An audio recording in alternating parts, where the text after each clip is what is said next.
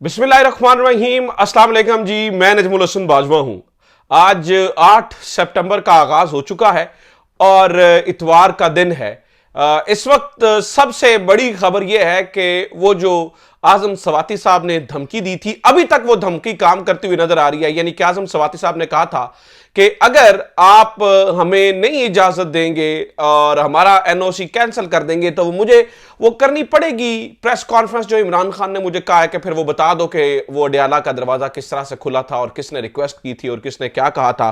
तो जब कमिश्नर के एनओसी कैंसिल करने की बात आई तो ये धमकी जो है वो जवाबी तौर पर आजम सवाती की साहब की जानिब से भी लगाई गई थी कि फिर हमें ये करना पड़ेगा। उसके बाद से लेकर अब तक नाज़रीन किराम नजर आता यह है कि दोबारा छेड़ा नहीं गया। हाँ, बहुत सारी चीजें और की जा रही हैं, बहुत सारे मामलात और इस वक्त जो है ना वो हमें नजर आ रहे हैं। बहुत सारी चीजों को जो है वो इस वक्त बंद करने की कोशिश, यानी कि हम पूरे इस्लामाबाद और पिंडी के जो बड़े बड़े रोड्स हैं उनको बंद कर दिया गया है।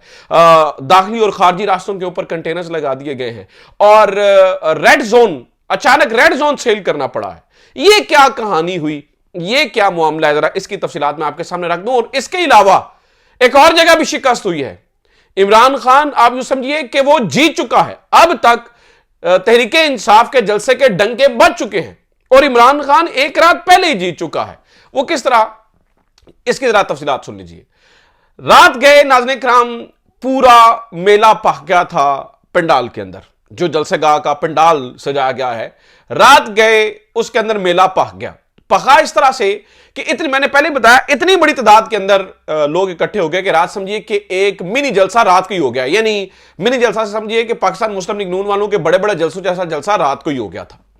और इतनी बड़ी तादाद में अवाम देखकर इंतजामिया को मजबूरन यह फैसला करना पड़ा कि हमें मजीद रास्ते बंद करने पड़ेंगे। पिंडी और इस्लामाबाद की अवाम को रोल दिया गया।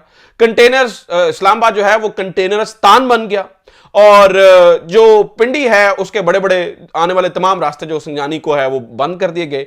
इनफैक्ट जिन लोगों ने पंजाब से आना है उसके उनके लिए इस तरह से डाइवर्जन लगाई गई हैं कि उन्हें 2 घंटे जो है ना वो लगे ये जलसागाह ढूंढने के अंदर। यानी वो पिंडी इस्लामाबाद के अगर करीब भी आ जाते हैं फिर भी 2-2.5 घंटे उन्हें लगे जलसागाह ढूंढने के अंदर। इसके बावजूद एक रात पहले ही बहुत बड़ी तादाद के अंदर अवाम वहां पर इकट्ठी हो गई। इमरान खान जीत कैसे गया, जरा इसको भी जरा सुन लीजिए। नाज़रीन किराम, इमरान खान क्या चाहता था, इस जलसे की मशहूरी हो जाए, लोग निकल आए। इन्होंने रुकावटें खड़ी करके और सारा कुछ करके बजाते खुद उसके प्लान को, इमरान खान जो चाहता था उसका तो तीर निशाने पर जा लगा है। उसने तो अपना मकसद अचीव कर लिया है। और फिर ना चाहते हुए भी अभी तक, मैं जब ये वीडियो रिकॉर्ड कर रहा हूं तो अभी तक उसका एनओसी कैंसिल नहीं हुआ है। अभी तक उसका एनओसी कैंसिल नहीं हुआ है। इसका मतलब यह हुआ कि अभी तक की हिकमत अमली, और मैं आपको बता दूं अगर एनओसी कैंसिल भी हो गया तो फिर भी तहरीक इंसाफ जलसा करने वाली है। तो तहरीक इंसाफ का एक दिन पहले ही अपना पावर शो कर देना, यानी जलसा भी शुरू भी नहीं हुआ और बता देना कि हमारी इतने बड़ी तादाद के अंदर लोग आएंगे, मुझे लगता है कि इमरान खान अपने मकसद, और इमरान खान ना बड़ा कम्युनिकेशन का मास्टर आदमी है। उसे पता है किस चीज को कैसे कैश करवाना है। वो पनामा वाला मामला निकाला था ना, पनामा नवाज शरीफ साहब को लेके गई, वजारत-ए-उज़्मा को ले गया पनामा। अभी इमरान खान इन दिनों में, उन्हें आपको याद है कमिश्नर रावलपिंडी वाले मामले को और सीसीटीवी वाले मामले को पकड़ा हुआ है। वो सीसीटीवी हर मुलाकात में सीसीटीवी हर गुफ्तगू में सीसीटीवी और कमिश्नर रावलपिंडी सीसीटीवी वीडियो, वो जना हाउस के और सबके, कमिश्नर रावलपिंडी की बात करते हैं। इसे कहते हैं बयानिया बनाना। इमरान खान ने जलसे की स्ट्रेटजी भी ऐसी शानदार खेली है कि इमरान खान जलसा अभी हुआ नहीं है, इससे पहले ही नाज़रीन किराम कि जो काम इमरान खान करना चाहता था, लोगों को जगाना, यानी कि एक वेव भेजना चाहता था, वो उसमें कामयाब हो गया। गवर्नमेंट हार गई, इमरान खान जीत गया। गवर्नमेंट की शिकस्त हुई इमरान, और मैं बता रहा हूं रात इतनी बड़ी तादाद में लोग इकट्ठे हो गए कि इन्हें फिर रेड जोन सील करना पड़ा और बाकी इलाकों को सील करना पड़ा। तो जलसे की सूरत हाल तो है ये। अब जरा आ जाते हैं जरा दूसरी खबरों की तरफ, वो भी जरा सुन लीजिए। एक और बड़ी शिकस्त हुई है गवर्नमेंट को रात। अब सार आलम साहब जैसे जैसे कि मैंने बताया ना, लोग जो हैं वो उन्होंने बैठ के बताया, कभी उन्होंने बताया जी पर्चा मिला है, कभी उन्होंने बताया जी नवंबर का प्लान भी लिखा हुआ जनरल फैज से मिल चुका है, कभी उन्होंने ये भी बताया कि जनरल फैज से मोबाइल मिला है, फिर कभी ये भी बताया कि इमरान खान के पास भी बटनों वाला मोबाइल था। ये अब सार आलम साहब ने सारी कहानियां सुनाई हैं। अब जरा लेटेस्ट खबर सुने। आपको पता है कि बेंच मार्क अगर किसी को जर्नलिस्ट समझा जाए उनका, तो वो अंसार अब्बासी साहब है। अंसार अब्बासी साहब के जरिए तमाम जो है ना वो कम्युनिकेशन होती है। अंसार अब्बासी साहब ने शहजाद इकबाल साहब के प्रोग्राम में बैठे हुए रिकन्फर्म कर दिया, पहले खबर के जरिए और अब बैठकर कंफर्म कर दिया। उन्होंने कहा जी मैंने 2 जराए से पूछा है, 9 मई के हवाले से अभी तक तफ्तीश जारी है, कोई सबूत ऐसे मौजूद नहीं है, अभी तक नहीं मिले हैं जनरल फैज के हवाले से। ये हमें सुना रहे हैं जी वो नोटबुक मिल गई, वो प्लान लिखा हुआ मिल गया, वो जी छोटा मोबाइल मिल गया और फलानी कहानी होगी और फलानी कहानी होगी और फलां चीज होगी। इस तरह की कोई भी चीज अभी तक, पहली बात है आपने जेहन में रखना है कि कुछ भी नहीं मिला है, ना कोई मोबाइल फोन ना कोई कुछ। अच्छा, कुछ लोग कह रहे हैं जी इन्हें वो जी जनरल फैज जो है वो बड़ा बुज़दिल निकला है, वो तोते की तरह बोल रहा है, टर टर करके बोल रहा है, फर फर करके बोल रहा है। और भाई जिसे तुम बुज़दिल कह रहे हो वो पाकिस्तान की प्रीमियर इंटेलिजेंस एजेंसी ISI का चीफ रहा है, तो फिर सवाल तो ये होना चाहिए कि अगर वो वाकई बुज़दिल था तो क्या फिर उसके क्या हमारा म्यार और हमारा जो तरीकाकार है स्क्रीनिंग का इतना बुरा है कि हमने एक बुज़दिल आदमी को ISI का चीफ बना दिया।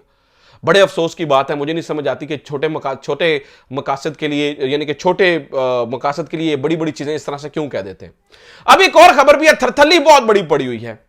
जनरल आमिर जो कि आर्मी चीफ बनने की दौड़ में भी थे, उनको UAE के लिए नामजद किया गया, जो है ना वो लगाने के लिए सफीर। जनरल आमिर ये 6 नंबर पर थे। आसिफ जरदारी साहब समझते थे कि इनको आर्मी चीफ बनना चाहिए, और हमारे जो दोस्त हैं उन्होंने, शाहिद साहब ने ये स्टोरी दी कि उनके अकाउंट में भी जो है वो जरदारी साहब के वो TTO वो मनी लॉन्ड्रिंग वाले पैसे थे, कुछ इस तरह की स्टोरी उन्होंने दी थी। अब जनाबे वाला वहां से खबर मिली है, अचानक शहबाज शरीफ साहब ने ये कह दिया है कि जनाब उनको किसी और मुल्क में तैनात किया जाए। ये भी जरा बड़ी मजेदार है। अब डॉट कनेक्ट करते जाइएगा, आपको अंदाजा हो जाएगा कितनी थरथली पड़ी हुई है।